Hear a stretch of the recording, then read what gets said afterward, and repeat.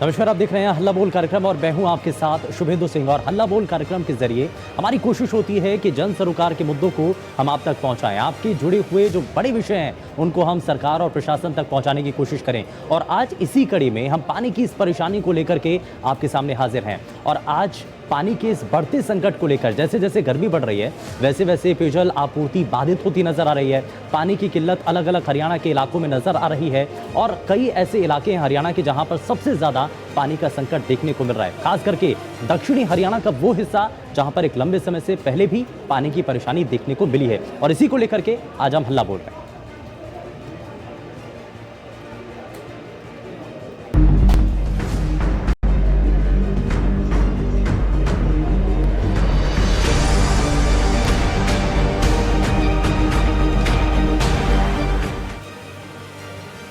और पानी की इस परेशानी को लेकर के कई बार सवाल उठाए जाते रहे हैं, समस्या लगातार बताई जाती रही है, लेकिन उसका समाधान होता हुआ नजर नहीं आया।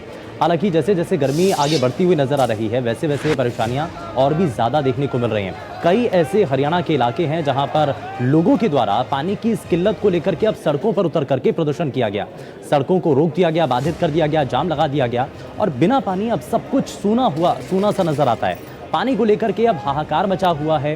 ग्रामीणों ने मटका फोड़ प्रदर्शन किया है। ये सोनीपत की तस्वीरें आप देख रहे हैं जहां पर जनता बेहद परेशान नजर आ रही है। प्रशासन का इस पर कोई ध्यान नजर नहीं आ रहा है और जो लोगों का जनजीवन है वो अस्त व्यस्त नजर आ रहा है। आपके इलाके में भी अगर पानी की परेशानी बनी हुई है, पानी की किल्लत अगर एक लंबे समय से आपके पूरे क्षेत्र के अंदर देखने को मिल रही है तो आप भी इस मंच के साथ जुड़ करके हमें बता सकते हैं। इस मंच के जरिए आप अपनी परेशानी को आप इलाके के जो अधिकारी हैं, जनप्रतिनिधि हैं, उन तक आप पहुंचा सकते हैं। आप बता सकते हैं प्रदेश के दूसरे हिस्सों के लोगों को भी कहां पर ये परेशानियां अभी भी बनी हुई हैं। दोदवा गांव में पीने के पानी की भारी किल्लत है। कई बार ग्रामीणों ने जल विभाग के जो अधिकारी हैं उनको लिखित शिकायत दी, भाई गांव में पानी की किल्लत है। मजबूरन में बहन बेटियों को दूसरे गांव से पानी लेके आना पड़ रहा है, खेतों से पानी लेके आना पड़ रहा है। 4-4 किलोमीटर गर्मी, तपती गर्मी में ये पानी लाने पर विवश है। आज तक किसी ने अधिकारी ने सुनवाई नहीं की। गाँव में पाइपलाइन बिछाई गई लेकिन उसमें भी भेदभाव बरता गया है। जो गरीब आदमी है उनकी पूरी तरीके से अनदेखी की है। आज हमने प्रशासन से मांग करी है या तो समस्या का समाधान करे, अन्यथा गोवाना रोड को जाम किया जाएगा और ग्रामीण भारी संख्या में गोवाना रोड को जाम करेंगे। 10 फुट नीचे लाइन दबी हुई है हमारी और गला में दब भी रही, हमारी गली में दबी भी नहीं है अभी। और 10-10 पानी दिन नहीं आता, दिन रात हम जागते हैं, गली में खड़े रहते हैं, पानी फिर भी नहीं आता है। ये बहु बैठे हैं ना। अधिकारी क्या कहते हैं? अधिकारी कुछ नहीं कहते, कोई जवाब नहीं दे। पानी आएगा कोई है नहीं, कुछ नहीं लगा जी। 20-25 साल हो गया हमने आया, आता ही डिग्गी का पानी हमने बरता नहीं है कभी। 1 करोड़ रुपया आ रहा है, हमें नहीं पता 1 करोड़ रुपया गया कहाँ है। गाँव में कोई हो नहीं रहा, कुछ भी कति मजबूर हो रहे हैं। मर्दमान साहब मंगा मोटरसाइकिल भरे काम पर जाते हैं, काम पर करते हैं, घर पानी की दाब आती है, पानी लेने जाते हैं। अरे तू हाथ प्रशासन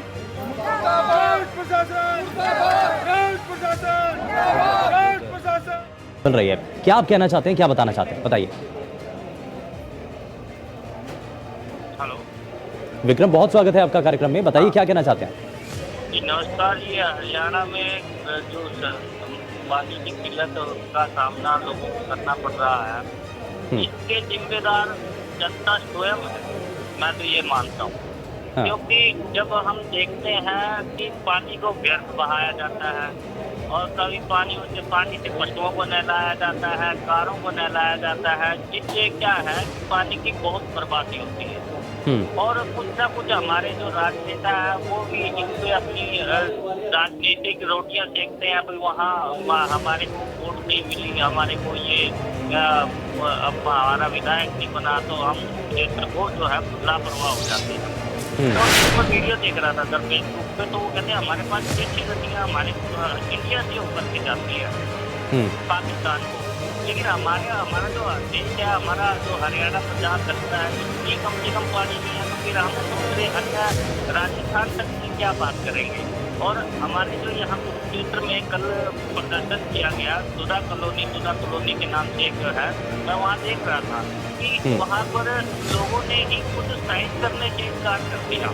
अब लोग आगे नहीं आएंगे, जागरूक नहीं होंगे तो किस प्रकार से जो आपकी समस्या का पानी की समस्या का समाधान होगा, क्योंकि वहाँ 3-4 घंटे तक पानी नहीं है और ना ही कोई विपक्ष है लोगों की आवाज़ उठाता है। तो ये है, अब एक को 2 वोट तो दूसरा ऐसे ही निकलता है, दूसरे को वोट तो तीसरा ऐसे ही निकलता है। और हमें जो चाहिए कि हमें नए लोग, नए नौजवान भर्ती करने की जरूरत है, चाहे नेता हो चाहे कहीं हो।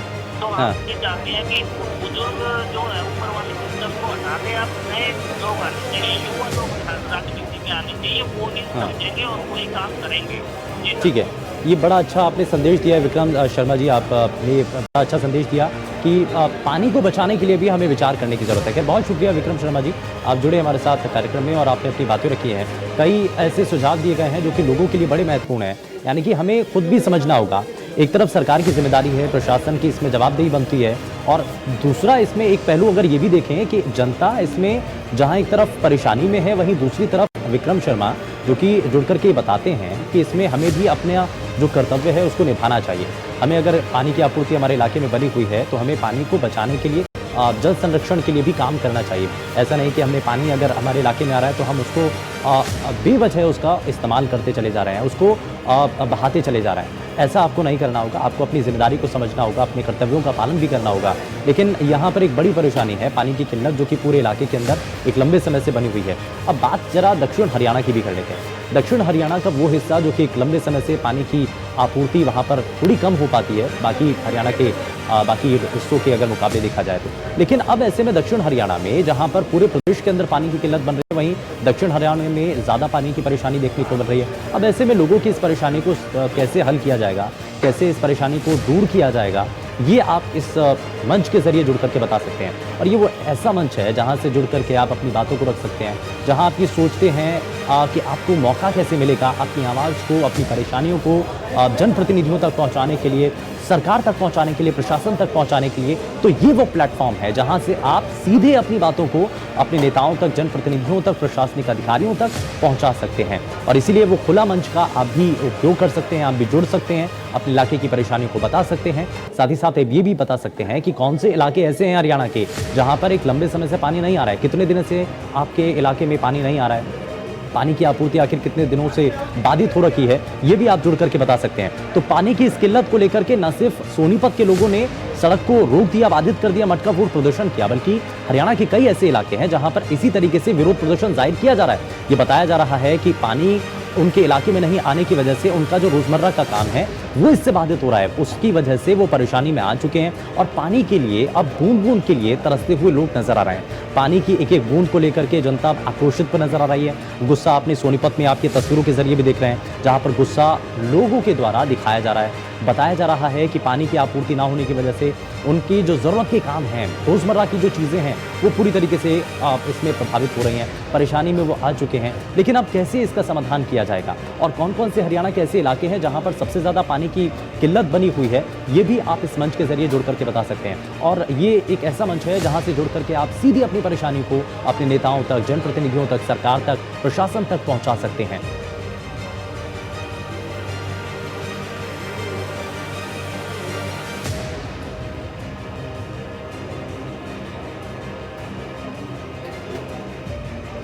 मनोज मलिक हमारे संवाददाता जुड़ चुके हैं ज्यादा जानकारी के साथ। मनोज, पानी की परेशानी हरियाणा के कई इलाकों में देखने को मिलती है। दक्षिण हरियाणा वो हिस्सा जहां पर पहले से ही पानी की किल्लत हमेशा से बनी रहती है, लेकिन अब जैसे जैसे गर्मी बढ़ रही है, हरियाणा के बाकी हिस्से अगर पानी की परेशानी से जूझ रहे हैं, तो दक्षिण हरियाणा का जो बड़ा हिस्सा है वो और भी ज़्यादा वहाँ पर विकराल रूप वहाँ पर पानी के संकट को लेकर के देखने को मिल रहे हैं। क्या अभी तक स्थिति है, क्या अभी तक जानकारी है?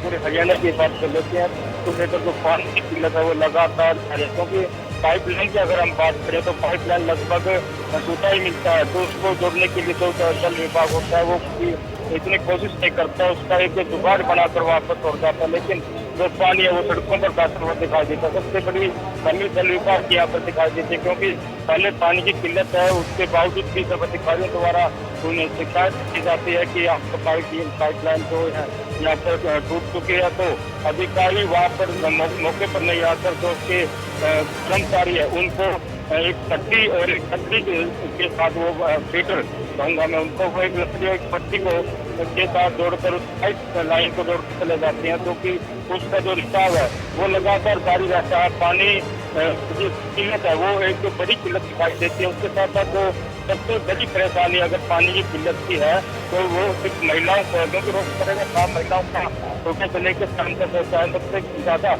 परेशानी लोगों को, और जो महिला है और जो छोटे बच्चे हैं उनको काफी परेशानियों का सामना करना पड़ता है। मैं बात करूँ कैथल की काफी कॉलोनियाँ ऐसी है जहाँ पर पीने लायक पानी नहीं है, क्योंकि बीच में पाइपलाइन टूट जाती है तो दूसरा पानी जो गंदा पानी होता है वो जो पाइपलाइन के थ्रू टूटे जो पाइपलाइन है उसके थ्रू नाले के पास सीधे की बात करें तो वो गंदा पानी कॉलोनियों में सप्लाई होना शुरू हो जाता है। काफी कॉलोनियाँ, फ्रेंड्स कॉलोनी की मैं बात करूँ, 18 फैक्ट्री की मैं बात करूँ, जनकपुरी, बालाजी कॉलोनी, ये ऐसी कॉलोनी है जहाँ पर इसके पानी के सैंपल भी जो बड़े अधिकारी है, जो उपायुक्त है उनके पास भी सैंपल लेकर जा सकते हैं, लेकिन अधिकारी बिल्कुल चुप्पी साधे हुए हैं। कोई भी कार्रवाई अभी तक अमल में नहीं लाई गई है। काफी बार जो कॉलोनी वासी उन्होंने प्रदर्शन भी वो कर चुके हैं, और पानी की जो गंदी बोतलें हैं, सीवेज का पानी है जो छोटे बच्चे पीने को मजबूर है, घर में अगर कोई भी महिला का रोजमर्रा का कार्य होता है वो भी गंदे पानी के साथ महिला को करना पड़ता है। उस पानी को लेकर भी पानी की मट्टी के साथ कैथल में प्रदर्शन किया गया था, लेकिन उसके प्रदर्शन का भी जो बड़ी अधिकारी है जून तक उनके नहीं रहेंगी और पानी लगातार ऐसे ही चलता रहा, तो खुद के पैसे इकट्ठे कॉलोनी वासियों ने वो पाइपलाइन ठीक करवाई। और तब उसके बाद अगर मैं बात करूँ दोबारा फिर पाइपलाइन वो काफी दिक्कतों का सामना करना पड़ता है। और फीटर पर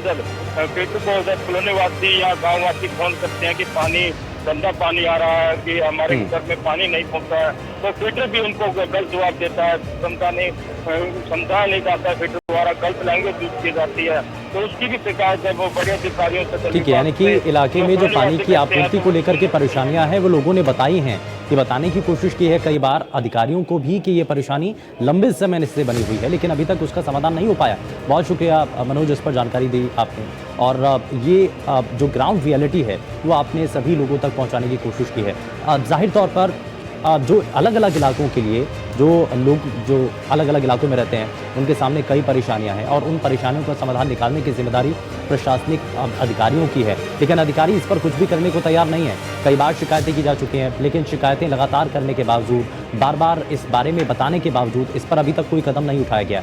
अब कई ऐसे इलाके हैं जहाँ पर गर्मी ज़्यादा बढ़ने की वजह से पानी की जो किल्लत है वो नजर आ रही है, लेकिन कई इलाके ऐसे हैं जहां पर पीने के पानी की आपूर्ति आज़ादी के इतना लंबा समय बीतने के बाद भी नहीं पहुंच पाई है। वहां पर पानी की लाइन ना पहुंच पाने का संकट और परेशानी और पीड़ा लोगों के मन में आज भी बनी हुई है, और इसीलिए लगातार वो कहते रहे हैं, शिकायत के तौर पर अधिकारियों को बताया गया, जनप्रतिनिधियों को इस बारे में बताया गया है, लेकिन अभी तक भी इस पर कोई कदम नहीं उठाया गया। यानी कि एक लंबा समय बीत चुका है जहाँ पर ग्रामीण इलाकों में पानी की जो आपूर्ति है वो नहीं हो पा रही है, यानी कि पानी की जो पीने की लाइन है वो वहाँ पर अभी तक नहीं पहुँच पाई है। तो नलों से पानी आने का जो सपना जो प्रधानमंत्री देखते हैं, मुख्यमंत्री देख रहे हैं, वो आखिर सपना कैसे पूरा होगा, ये प्रशासनिक अधिकारियों की एक बड़ी जिम्मेदारी है। अब पानी की समस्या के समाधान के लिए हालांकि SYL नहर को लेकर के कई दशकों से ये लड़ाई देख रहे हैं, हरियाणा और पंजाब के भीतर की ये जो जंग है पानी के पीछे ही है। अब आप ये समझिए कि पानी कितना महत्वपूर्ण है, पानी कितना ज़रूरी है, और अलग अलग इलाके हरियाणा के जो कि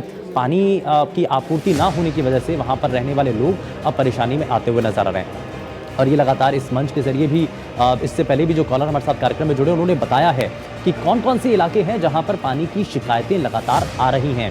और आप भी अगर इसी तरीके से बताना चाहते हैं, आप भी बताना चाहते हैं कि आपके इलाके में कितने समय से पानी की किल्लत बनी हुई है, कब से आपके इलाके में पानी नहीं आ पा रहा है, और इसको लेकर के अगर आपने शिकायत की है तो अधिकारियों की तरफ से क्या कोई भरोसा दिया गया, कोई आश्वासन अगर अभी तक दिया गया है तो उसके बारे में भी आप बता सकते हैं। साथ ही साथ अगर आप ये चाहते हैं कि जनप्रतिनिधि से लेकर के अधिकारी, नेता सभी तक ये जानकारी पहुंच पाए, तो ये वो मंच है जहां से आप अपनी बातों को रख सकते हैं, जहां से आप अपनी बातों को अधिकारियों तक पहुंचा सकते हैं, जहां से आप प्रदेश और देश के लोगों तक ये पहुंचा सकते हैं कि आपके इलाके में क्या क्या परेशानियां हैं। यानी कि पानी की परेशानी कब से और अभी तक उसका समाधान अगर नहीं हुआ है तो कौन इसके लिए असल मायने में जिम्मेदार आपको नजर आता है, ये भी आप इस मंच के जरिए जुड़ करके बता सकते हैं। तो लोगों का जीना मुश्किल हो चुका है और जनजीवन अस्त व्यस्त नजर आ रहा है। पानी की समस्या के खिलाफ आप भी हल्ला बोल सकते हैं। रणधीर सिंह अगले दर्शक हमारे साथ भिवानी से जुड़ चुके हैं। रणधीर जी, बहुत स्वागत है आपका कार्यक्रम में। बताइए क्या कहना चाहते हैं, पानी की परेशानी कितने लंबे समय से आपके इलाके में है और कहां पर आपने इसकी शिकायत की है? सर, हमारे वार्ड नंबर 2 के अंदर कम से कम 150 घर रहते हैं। उसमें 2 साल से लगातार कोई पीने के पानी की सप्लाई पूर्ति नहीं हो रही, जिसकी शिकायत हम एक्शन को, एसडीओ को बाकायदा लिखित में डाक के द्वारा दे चुके हैं। और हमारे गांव में पिछले दिनों ये अनूप जी मंत्री आए थे, वहाँ भी उनको ज्ञापन सौंपेगा था, अभी तक उसका कोई समाधान नहीं हुआ है। सर, इसके लिए आप जरा हमारी समस्या का समाधान करने आकर्षित करें। बिल्कुल, हमारी कोशिश यही है रणधीर सिंह जी। ये वो मंच इसीलिए खोला गया है, ये मंच आप सभी लोगों के लिए, हरियाणा के हर एक वासी के लिए, देश के हर उस नागरिक के लिए जो कि पानी की इस परेशानी से दो चार हो रहा है, जिसके सामने पानी की परेशानियां हैं और उसका समाधान वो करवाना चाहते हैं और अपनी आवाज़ नेताओं तक, अधिकारियों तक पहुंचाना चाहते हैं। इसलिए इस मंच के जरिए आपकी उन आवाज़ को हम एक माध्यम के तौर पर पहुंचाने की कोशिश कर रहे हैं। बहुत शुक्रिया रणधीर सिंह जी, आप जुड़े हमारे साथ कार्यक्रम में। तो भिवानी के दर्शक रणधीर सिंह जो कि ये बता रहे थे कि उनके इलाके में भी इस बारे में कई बार अधिकारियों को बताया जा चुका है, इस बारे में कई बार जानकारी दी जा चुकी है, लेकिन उसके बावजूद भी अभी तक कोई समाधान होता हुआ नजर नहीं आया। अब आप ये देखिए कि हरियाणा के कई इलाके ऐसे हैं जो कि लगातार डार्क जोन उन इलाकों को घोषित किया जाता रहा है। अब कई पहले के मुकाबले जो संख्या थी, अब वो पहले के मुकाबले बढ़ती हुई नजर आ रही है। यानी कि हरियाणा के कई ऐसे इलाके जो कि अब डार्क जोन में आ चुके हैं, यानी कि पानी का संकट वहाँ पर गहराता हुआ नजर आ रहा है। अब वहाँ पर जो जल स्रोत हैं वो वहाँ पर नजर नहीं आते हैं। पहले के मुकाबले पानी का जो स्तर है वो और नीचे तक चला जा रहा है, गिरता चला जा रहा है। अब इसकी वजह से जो चाहे वो समरसीबल हो या बोरिंग का जो पानी है वो भी लोगों के घरों तक उपलब्ध नहीं हो पा रहा है। हालांकि कई जगहों पर अवैध रूप से भी इसी तरीके से काम किया जा रहा है, अवैध रूप से समरसीबल या बोरिंग के कनेक्शन लगाए जा रहे हैं, लेकिन ऐसा आपको नहीं करना है। क्योंकि शुरुआत में एक कॉलर हमारे साथ कार्यक्रम में जुड़े थे, उन्होंने बाकायदा ये बताया भी है कि कैसे आप पानी के संकट को दूर कर सकते हैं, कैसे आपको अपनी जिम्मेदारी को निभाना चाहिए, कैसे अगर आपके इलाके के अंदर भी पानी की आपूर्ति अगर सही रूप में आ रही है तो कम से कम आपको पानी को बर्बाद नहीं करना चाहिए। पानी की बर्बादी ही आने वाले समय में पानी के संकट को खड़ा करती है और इसलिए आपको एक जागरूक नागरिक होने के नाते आपको इस पर कम से कम कदम उठाने की और इस पर कम से कम विचार करने की ज़रूरत आपको होनी चाहिए। आप इस पर विचार ज़रूर करें और इस पर सोचें ज़रूर। और अगर आप अपने इलाके में पानी के संकट को लेकर के, पानी की इस परेशानी को लेकर के कुछ बताना चाहते हैं, कुछ कहना चाहते हैं, अगर आप भी बताना चाहते हैं कि पानी की परेशानी कितने लंबे समय से आपके इलाके में बनी हुई है, तो इस मंच के ज़रिए जुड़ करके हमें बता सकते हैं। तो हल्ला बोल का ये मंच जहां पर आप अपनी बातों को लगातार रख रहे हैं। हरियाणा के कई ऐसे लोग हैं जो कि लगातार बता रहे हैं कि उनके इलाकों में पानी की आपूर्ति नहीं हो पा रही है।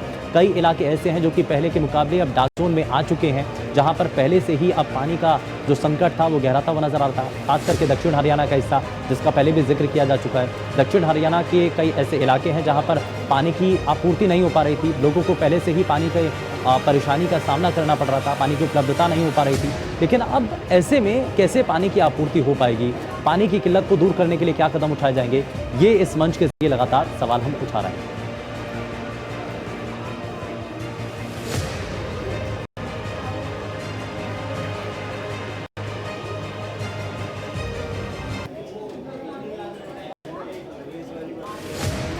तो ये लगातार पानी को लेकर के जो परेशानियां हैं आम लोगों की, वो लगातार हम आपको दिखा रहे हैं। पानी की इस परेशानी को कैसे दूर किया जाए, इसका समाधान कैसे निकले और ये परेशानी जनता के बीच से निकल करके नेताओं, अधिकारियों तक पहुंचे, ये हमारी कोशिश है। पेशकश में फिलहाल के लिए बस उतना ही। नमस्कार।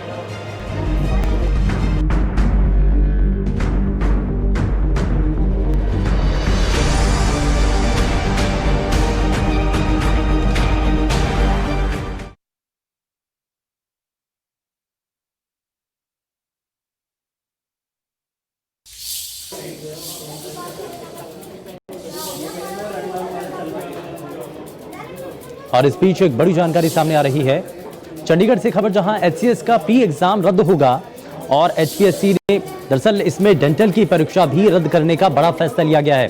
तो चंडीगढ़ से इस वक्त की बड़ी खबर, जहां एचसीएस का प्री एग्जाम रद्द होगा और बाकायदा डेंटल का एग्जाम भी रद्द होगा, ये इससे जुड़ी बड़ी जानकारी मिल रही है।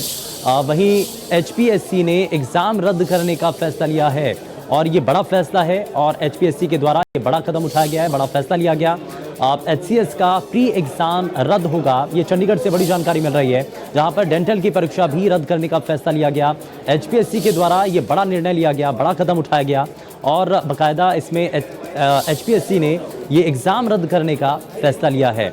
डेंटल की परीक्षा भी रद्द करने का फैसला लिया गया, यानी कि डेंटल की परीक्षा नहीं होगी, उसको रद्द कर दिया गया है। और HCS का जो प्री एग्ज़ाम है वो भी रद्द होगा। ये स्पीच HPSC के द्वारा बड़ा कदम उठाया गया है और स्पीच ये चंडीगढ़ से बड़ी जानकारी। तो HCS का प्री एग्ज़ाम रद्द कर दिया गया है, डेंटल की परीक्षा भी रद्द करने का फैसला इसमें लिया गया है और HPSC के द्वारा परीक्षा रद्द करने का फैसला लिया गया है। कारण हालांकि इसके पीछे क्या है, हालांकि ये जो कदम उठाया गया है ये अपने आप में बड़ा कदम है। डेंटल का एग्ज़ाम रद्द होना ये बड़ी जानकारी है, HPSC ने बाकायदा इस पर ये फैसला लिया है। ब्यूरो चीफ विपिन परमार हमारे साथ जुड़ चुके हैं। विपिन, क्या अभी तक इस पर जानकारी मिल रही है? ये जो डेंटल की परीक्षा है वो रद्द करने का फैसला लिया गया है, HPSC के द्वारा बड़ा कदम उठाया गया। देखिए, बिल्कुल कुछ तथ्य जो है HPSC स्कैम में जो है वो मिले थे, जिसके बाद ये फैसला किया गया है HPSC की ओर से कि HCS का प्री का जो है वो रद्द किया जाएगा, डेंटल का जो एग्जाम है वो भी रद्द किया जाएगा। ऐसी परिस्थितियों में कहीं ना कहीं पहले भी सवालिया चिन्ह जो है वो खड़े हुए थे, जब एक बड़ा जो स्कैम है उसको पकड़ने का काम जो है वो किया गया था विजिलेंस डिपार्टमेंट की ओर से। और ऐसी परिस्थिति में अब एक बार फिर से ट्रांसपेरेंसी रहे, पारदर्शिता रहे, जो भी एग्जाम होते हैं, परीक्षा होती है और डिजर्विंग कैंडिडेट्स जो है वो उसमें जो है वो उनको मौका मिले, इसको लेकर कहीं ना कहीं जो है एक प्रयास है कि तमाम चीज़ों को सुनिश्चित करने के बाद ये एग्जाम जो है वो लिए जाएंगे। तो ऐसे में HCS प्री और डेंटल का एग्जाम जो है उसे रद्द करने का फैसला किया गया। चलिए, बहुत शुक्रिया विपिन परमार इस पर जानकारी देने के लिए। तो ये बड़ा कदम उठाया गया है, बड़ा फैसला इस दौरान HPSC के द्वारा लिया गया है। और चंडीगढ़ से इस वक्त की बड़ी खबर, जहां HCS का प्री एग्जाम रद्द होगा